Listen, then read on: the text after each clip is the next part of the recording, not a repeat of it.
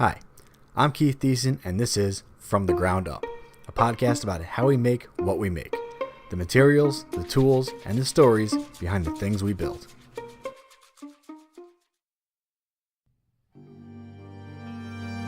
Picture France in the 17th century. The old masters of the Renaissance are gone. The streets, museums, and palaces are drenched in their creativity. The absolute appreciation they showed for the world and for humanity has inspired a deep desire to do better, to understand it all. The first sparks of the Age of Enlightenment are starting to form. Philosophers and amateur scientists abound, not only in France, but in all parts of the Western world. The king, Louis XIV, is in the early years of what will be the longest reign of any European monarch in history. As he consolidates and strengthens his power, Louis also gathers artists, scientists, mathematicians, and most of the country's royalty to join him at his grand palace of Versailles. The palace itself used to be a sort of hunting lodge built by Louis's father and is being expanded to fit his new role as the seat of power and culture for the French Empire.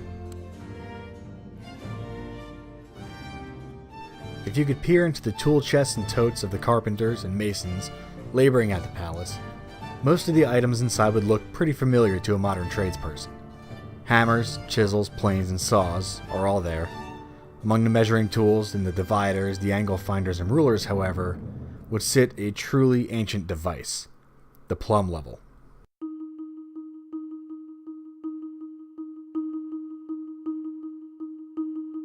Let's go back, very far back, to ancient Egypt.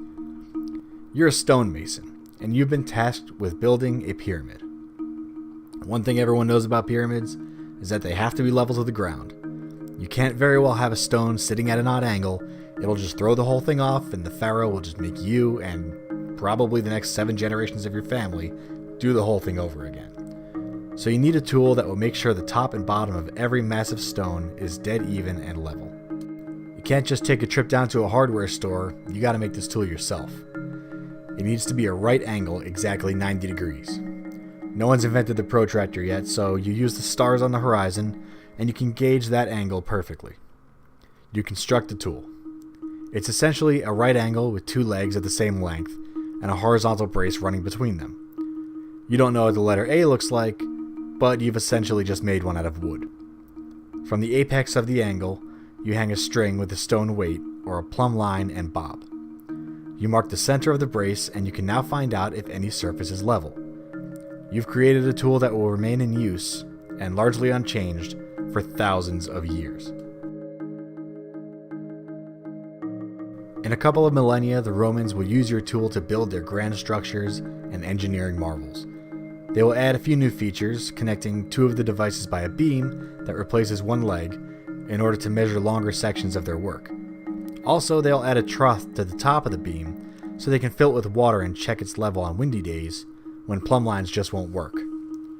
They will call it a korobets. A few hundred years later, craftsmen in the Middle Ages will modify your tool once again.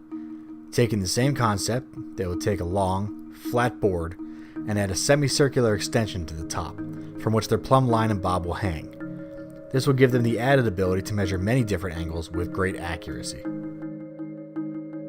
And back in early modern France, at the construction site in Versailles, these very tools will still be used.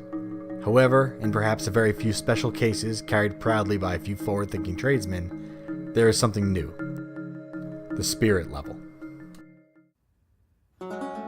Melchizedek Thevenot can be credited for a great many accomplishments. He was part of a wealthy class of French royal office holders. He and his family were not royalty themselves, but were as close as one can get before having a hereditary title. His upbringing afforded him a great many opportunities for advancing his knowledge of the world, and he took advantage of every single one. His CV reads like that of a man who lived 3 lifetimes. In addition to his native French, he spoke English, Greek, Latin, Hebrew, Arabic, Turkish, and reportedly a few other languages. In his lifetime, he was an author, later writing and publishing a book titled The Art of Swimming, which popularized the breaststroke and was a favorite of Benjamin Franklin. He was a cartographer, having produced and published some of the earliest and most detailed maps of certain parts of the Middle East. He was an avid traveler and served time as a diplomat to both Genoa and Rome. He was an amateur scientist studying astronomy, magnetism, anatomy, medicine, and physics.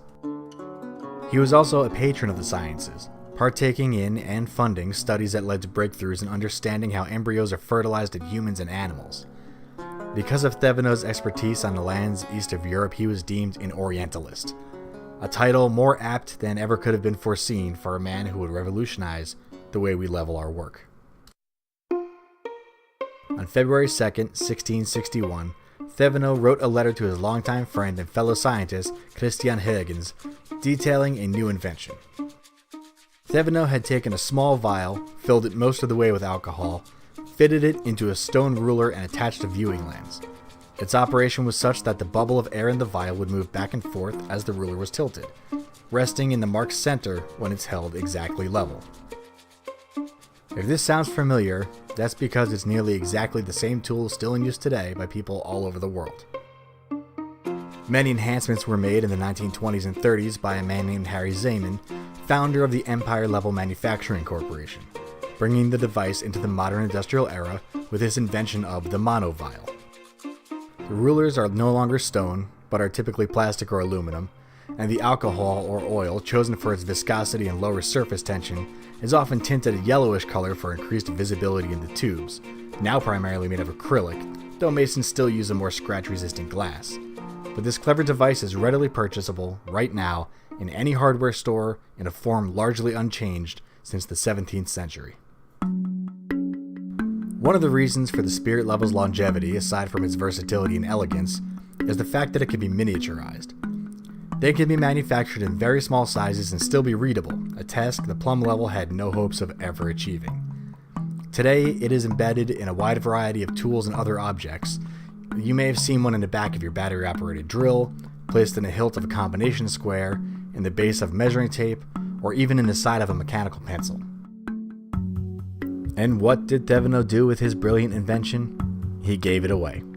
He circulated his idea among colleagues, including fellow polymath Robert Hooke in London and famed Florentine mathematician and scientist Vincenzo Viviani. Despite his best efforts to spread the word about his new tool, it never really caught on until about the early 18th century, although it was well known among his colleagues and contemporaries. If you think that Thevenot would have fit in perfectly with Louis XIV and his court at Versailles, you'd be right. The king himself thought so too, and after Thevenot helped inspire the creation of the French Royal Academy of Science, Louis hired him to be his royal librarian. He remained a devoted scientist and correspondent, writing letters to and collaborating with other scientific minds up until his death at the age of 72 in 1692. Since Thevenot's time, more than a few enterprising souls have made improvements to his design. The Fell all-way level is what's called a bullseye level, invented by William B. Fell, and is a domed vial with the indicator level on top and is read from above. It's made for leveling flat surfaces on both an X and a Y axis simultaneously, and it is invaluable for aligning tool beds.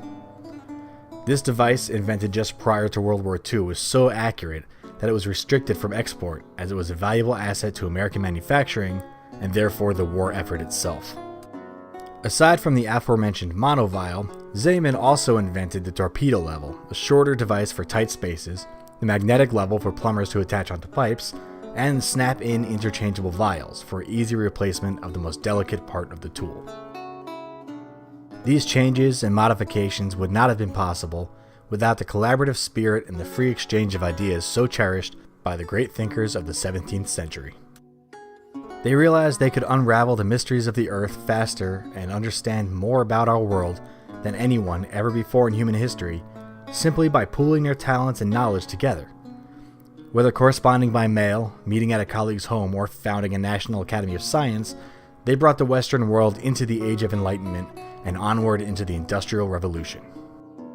Mathematicians, politicians, scientists, philosophers, artists, kings, and librarians working hand in hand, creating great works that we can still utilize and learn from in our modern lives. From the Ground Up is an ongoing experiment, and it is now, and always will be, available free of charge. If you'd like to support this podcast, please visit keithdecent.com/FTGU to learn more about the show and how you can help out.